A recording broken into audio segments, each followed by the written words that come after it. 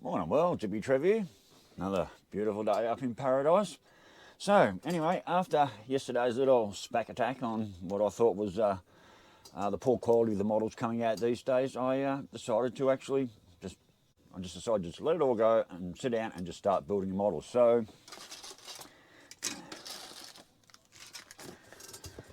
and which one did I go for? I went for 1940 Ford Gasser, and regardless what parts weren't there, I thought I'm going to build these kits anyway, even though I went off me nut yesterday. Even though I was, like I said yesterday, extremely disappointed with the quality of the kits, I've still got them there and they've still got to be built, and I'm going to do them. So I started with the Gasser. So we got the engine. Hang on, I'm going to move you here. So I did the engine. Yes, I'm doing funky colours yet again. Oop. So there's the engine. We're doing funky colours yet again. 90% of the engine's built. This is sort of what I was saying earlier about the other day about the quality of the parts and everything. Is on most of the models you have to put the starter motor on, you have to put your alternator on, and your sump comes separate. And anyway, this one come fairly well complete. So basically all I had to do with this one, join the motor, heads on, rocker covers on, valley on, and the blower on the top, and that was about it. So I'm now into getting the tub done. Interior seats, that's the radiator. Got the dash painted. I've still got all this to paint. I've still got a lot more painting to do. At least this one comes with tyres, and this one's got a thin red wall tyre on it, so that's going to look pretty cool when I finish. Now it's a drag tyre, and in the instruction sheet, because I want to use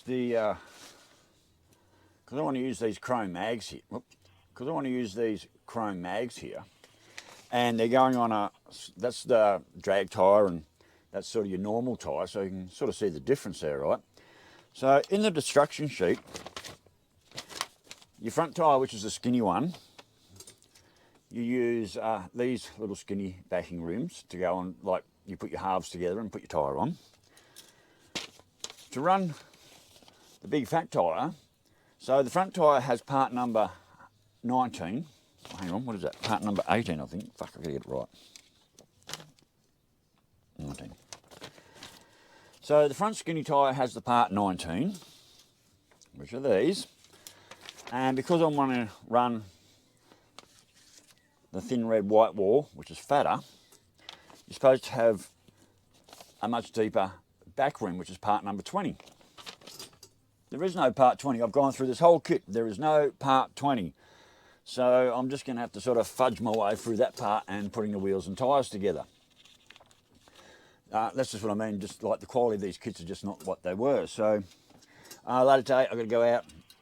That's that.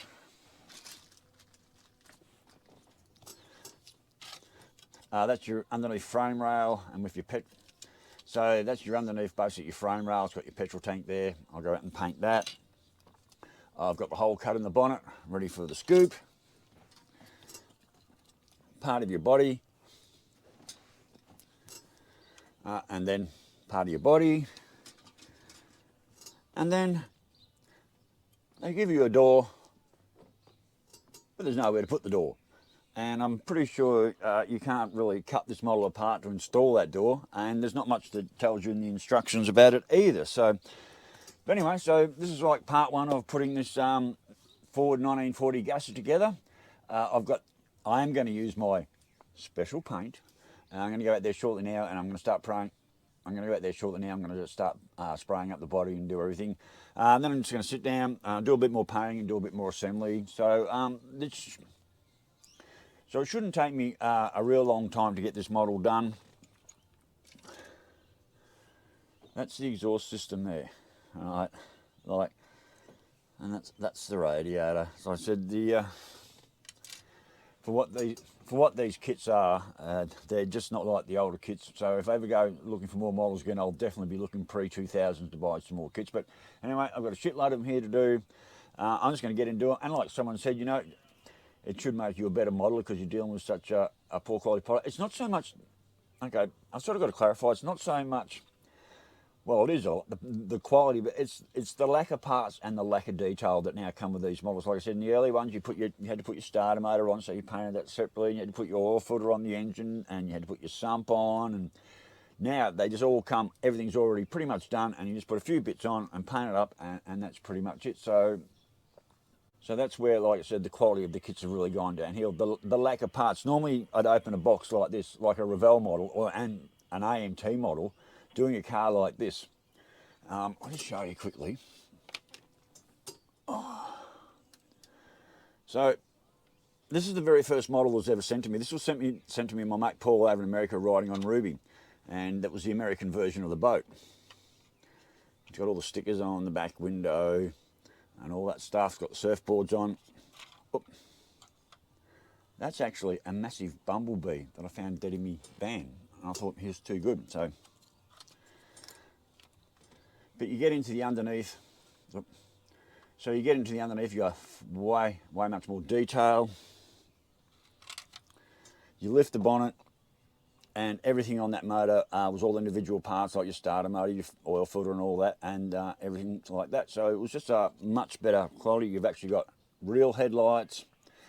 You can't see inside because everything's dirty, but like you had really good dash components and stuff like this. And this was not what you call an expensive model. I'm pretty sure it was an AMT model. And that one, I think that one took, and that model, I think that took me 4 or 5 days to a week to do. Here's another one. This is an early 55 or 56 Chevy Custom line. The back window fell out, but you've got a good interior. You've got a lot of good engine components that you had to put on. All the underneath. You know, this was a fairly good quality kit.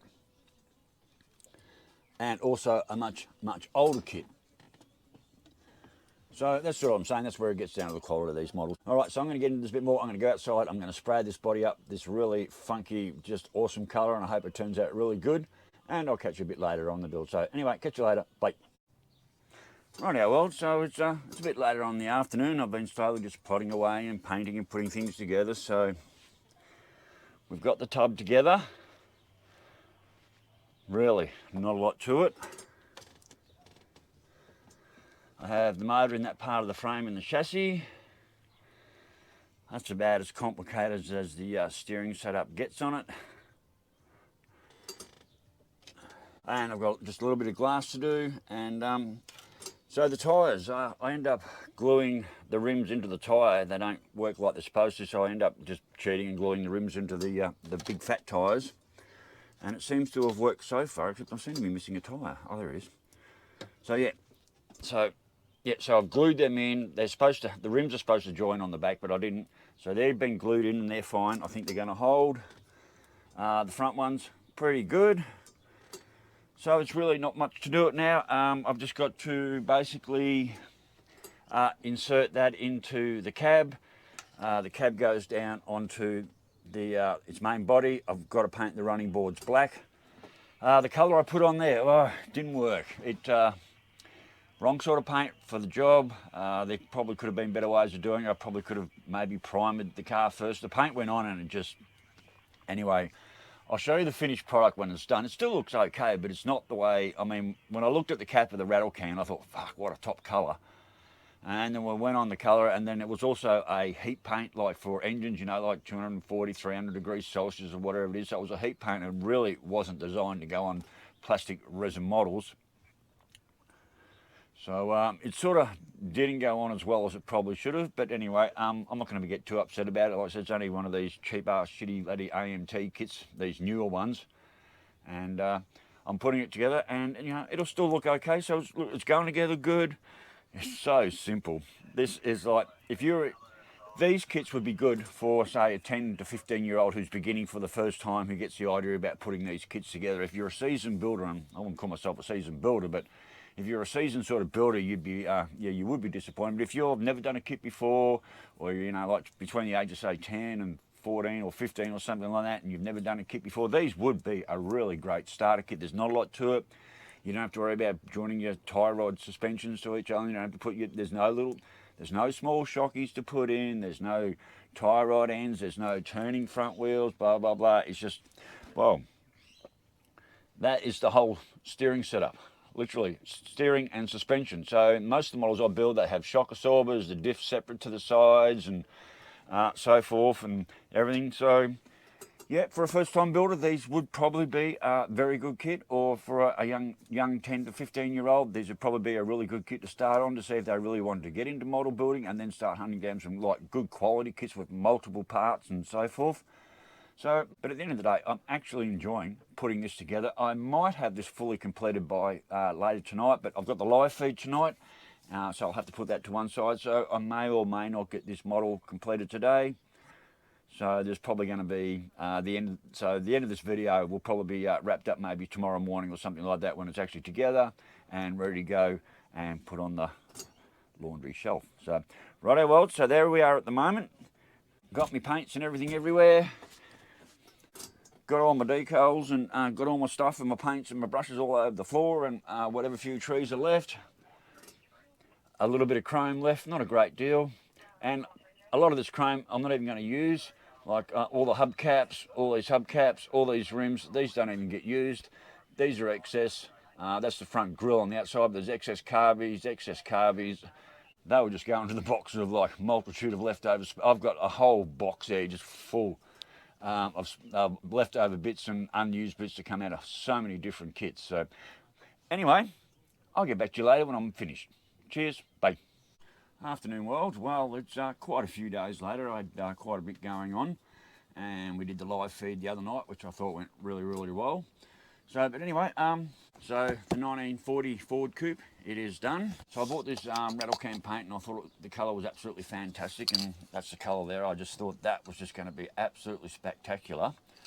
It's a VHT high temp paint, and even though I shook the can up shitloads, yeah, the colour just didn't work out the same as the colour just didn't work out quite the same as the cap, but it actually didn't turn out too bad after all. So let's get on to the big reveal. There she is, the 1940 Ford Coupe. It even has red glass, red headlights. I've got the number plate on. I haven't secured the bonnet, so the bonnet can be lifted off, and you can have a look down in there. And that's the underneath it. Now this was a very simple kit. Like I said, you had no steering gear to put on, no rear shockies to put on. You didn't have to assemble any of the springs or any of this sort of stuff. It was all, well, these are coming units, but there's a lot less assembly. Now the other thing with this, because I wanted to put the fat tyres on, they didn't supply deep enough inner rims to join them, so I had to glue the rims to the tyres best I could, but it's not actually working. And then when I went to fit the tyres on, the axles were too short, so I've actually glued the wheels actually to the diff. I mean, I don't need them to roll anyway, but the axles were actually way too short for those wheels and rims, and yeah, so I just had to glue them on. So, but anyway, there we go, she's done.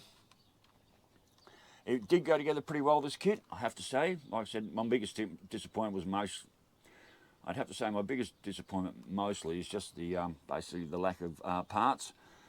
But overall, this was probably a better quality kit than the couple of those Revell kits that I've pulled down. So this is an AMT kit, and for AMT, this was actually quite a good kit. And there you go, you just pop your bonnet on, and she is done. So the 1940 Ford Coupe